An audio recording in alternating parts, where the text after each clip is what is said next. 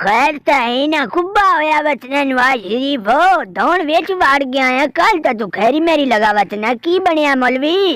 इन की बनिया तू छमक जी फद्दी है कि खैर है की मसला बन गया सो साहब हुन मैं जान केड़ी कहानी दसा कल असी लगे जांदे आ स्कूटर ते पट्ठे लैन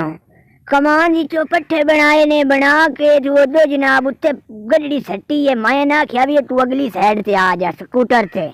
इस आकर नहीं नहीं मैं अल्लाह दिया बंदिया बड़ा वड्डा सुपरमैन है मैनू उत्ते बांध दे गड्डी दे पता तान लगा सुपरमैन मेरी पीछा से स्कूटर लगा मोर कोई इलाज करो यही चने ना अल्लाह दिया बंदिया काम तो ढेर खचक गया है नहीं बुलिंदा कोई नहीं सो बारी तो नहीं धोने सट लग गई है आंधे तो मियाँ मैं लंदन की टिकट करवा देना वो तो इलाज करा लो कि मैं गूंगा हो गया वहाँ हाँ गूंगा हो गया मैं जने बुलिंदा सुके कोई ना तू आ जड़िया ने ना डिच कराए ना मैंने मारो लंदन की टिकट करा दिया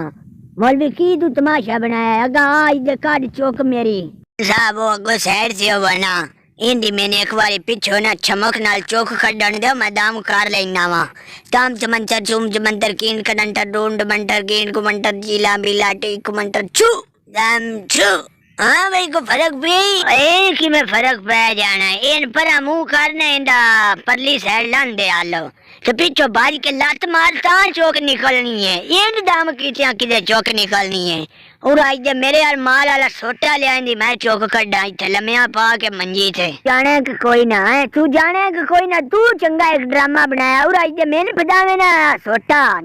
मौलवी इन ता मैं एक बारी दसा ये चंगा वे पिछले साल नराना बनया पिया खलो जा मैं रांदा बिना मेरे खलोने एक बनवा लमी मैं अल्लाह जा बंदिया चुक कड्डन दा बड़ा एक्सपर्ट हां तू इकरी रंगे दे उत्ते लम्मा टप हो चुक तेरी यकीन मान मैं काट